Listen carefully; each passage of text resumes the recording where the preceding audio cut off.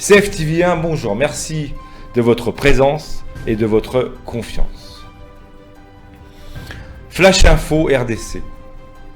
À moins de 3 mois des élections du prochain président des États-Unis, des congressistes appartenant à la Commission des Affaires étrangères du Sénat, 5 démocrates et 4 républicains, ont adressé une lettre au secrétaire d'État Mike Pompeo, ainsi qu'à son collègue du Trésor Steven Mnuchin, leur demandant de donner un coup de main au président Félix Tshisekedi dans la lutte contre la corruption. Aucun y voit une volonté de se donner bonne conscience, mais, mesdames et messieurs, dans exactement 76 jours, les citoyens des États-Unis d'Amérique se rendront aux urnes afin d'élire leur futur président, Donald Trump ou Joe Biden. C'est le moment mal choisi pour ces 9 sénateurs américains pour attirer l'attention à l'administration Trump sur les difficultés qu'évoque le successeur Joseph Kabila pour le déboulonner. Le système incarné par celui-ci, Monsieur Joseph Kabila. Dans une lettre datée du 18 août, les signataires, les démocrates Tim Kaine, Cory Booker, Christopher Cohn, Benjamin Cardin et Robert Menendez, et les républicains David Perdue, Ted Cruz, Marco Rubio et James Wish, notent en linéaire que 18 mois après l'accession de Félix Tshisekedi à la tête de l'État, la corruption continue à prospérer dans le pays. Il y a même de l'insécurité et des massacres à l'Est. Bien que plusieurs ténors de la Chambre haute du Congrès font partie de ce groupe, des observateurs s'interrogent, oui mesdames et messieurs, sur l'opportunité de cette démarche. Est-elle politique? Est-ce au moment où le monde politique américain a les yeux rivés sur la date du 3 novembre prochain, tout au long de la campagne électorale des États-Unis, perturbée par la pandémie? Oui, mesdames et messieurs, le coronavirus a fait du mal. Aucun des 2 candidats n'a parlé des problèmes graves qui se passent au Congo.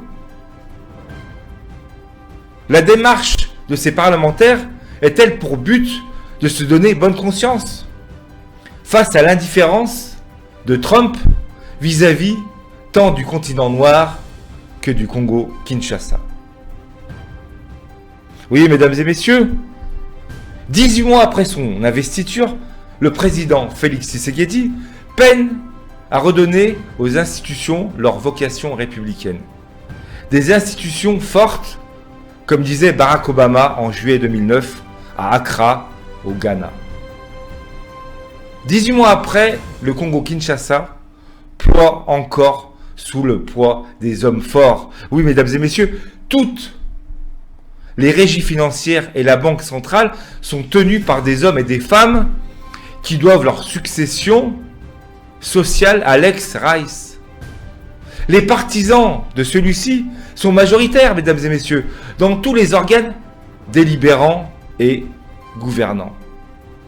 Dans leur missive, les 9 sénateurs insistent sur la nécessité pour les États-Unis d'appuyer la lutte que mène le chef de l'État congolais pour éradiquer la corruption et sauver son peuple de la misère. Pour eux, le concours des États-Unis est essentiel pour démanteler le système mafieux et kleptomane de l'ancien pouvoir.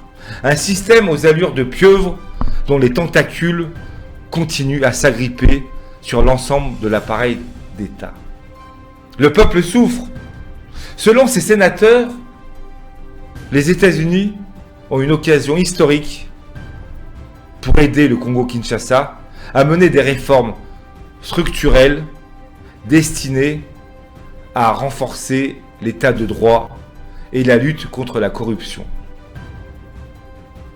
D'après eux, un changement est possible avec Félix Tshisekedi. Cet homme peut changer le visage du Congo, dans la mesure où celui-ci a imprimé une ambiance libérale depuis son avènement.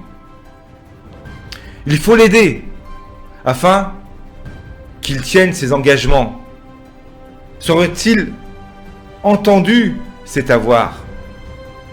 Oui, mesdames et messieurs, dans une interview accordée au Congo indépendant en novembre 2016, l'ancien sous-secrétaire d'État aux Affaires étrangères, Herman Joe Cohen, avait prédit que la future administration allait être moins généreuse vis-à-vis de l'Afrique.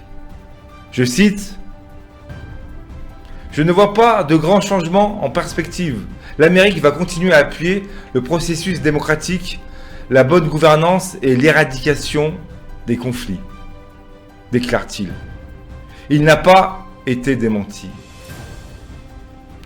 Tout en comptant sur la puissance américaine, nombreux sont des Congolais qui croient mordicus que les différentes administrations US saillies manifestent pour des lobbyistes ou autres groupes de pression pour les appauvrir, évitant de cibler les têtes d'affiche du désordre congolais.